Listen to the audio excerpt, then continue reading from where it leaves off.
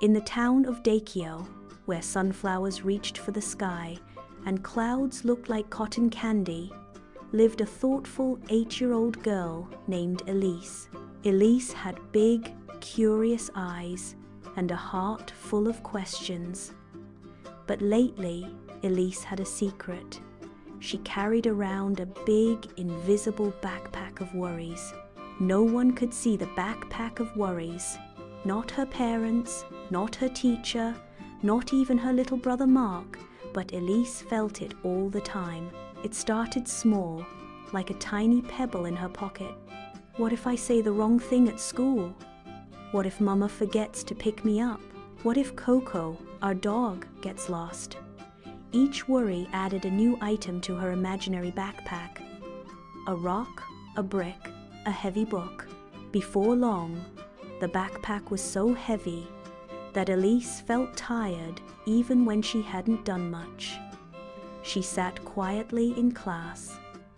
She stopped playing at break time and didn't want ice cream on Waffle Wednesdays. One night, Elise lay in bed, the imaginary backpack pressing down on her chest. It's just too heavy, she whispered to Coco, who was curled up at her feet. That's when she had an idea. She got out of bed, pulled out her notebook, and drew a picture of her backpack. Then, on each page, she drew a worry. A clock for being late, a storm cloud for feeling sad, a giant question mark for not knowing answers. She stared at her drawings. Maybe I don't have to carry them all alone. The next morning, Elise walked to school with her backpack, which felt lighter as she had shared her feelings with the paper. Later, during lunch, she told her teacher, Miss Amara, "Sometimes I feel like I have a heavy backpack on, even when it's not really there." Miss Amara knelt beside her with a kind smile. We all carry invisible backpacks sometimes, Elise. The trick is learning how to unpack them. How do I do that? Elise asked. By talking, sharing, praying, drawing, or even just asking for help, Miss Amara said gently. That afternoon, Elise visited the school counselor and talked more. At bedtime, she whispered her worries to God in a quiet prayer.